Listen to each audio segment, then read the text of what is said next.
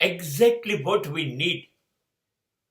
Life with control or life without control. જીવન નિયંત્રણોની અંદર, મર્યાદાઓની અંદર, કાયદાઓની અંદર જીવવું જોઈએ કે નહીં?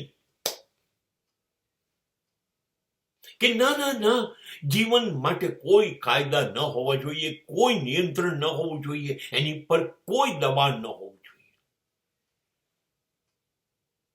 બંને જગ્યાએ પોતપોતાની દલીલ છે, પોતપોતાના પરિણામ છે. જો નિયંત્રણ નહીં રાખો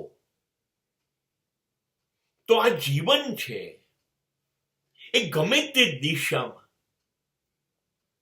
એને ફાવે એમ લાભ ગેરલાભ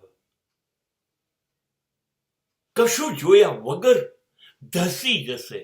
જીવન ફાટશે અને સહન નહીં થાય. વિકાસ નહીં થાય, વિનાશ થશે. જો આડું ફાટ્યું તો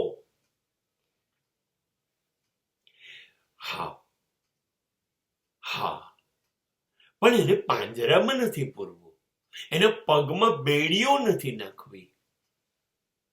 નિયમો રાખવા છે, કાબુ રાખવો છે, ચોક્કસ. પણ જીવન એ નિયમોથી જીવવું જોઈએ જે નિયમ તમે પોતે બનાવો તમારા માટે, કે મારા માટે આ સારું છે, આ ખરાબ છે, બસ હું આમ જીવીશ. હવે જીવન અદ્ભુત બની જશે. હવે સવાલ નથી કે જીવન કોઈ પણ દિશામાં ગમે તે બાજુ કોઈ પાગલપન કરે. નહીં કરે. કેમ કે હવે એને દરેક દિશામાં જવા માટેના નિયમો પોતે જ સ્વયં તમે બનાયા છે તમારી મરજીથી. એટલે તમે હવે નિયમ નહીં તોડો.